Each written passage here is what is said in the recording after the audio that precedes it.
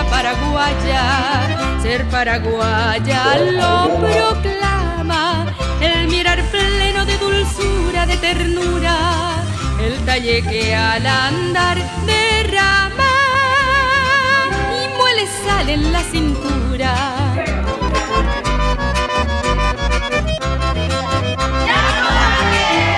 Cuando su esposo va a la guerra, ella es el alma que resguarda fiel su casa.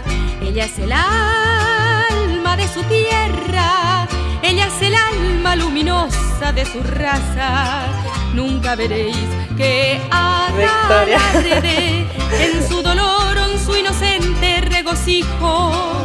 Rubias, morenas o trigueñas, mujeres hay para el querer de toda la haya. Mas si el lograr amor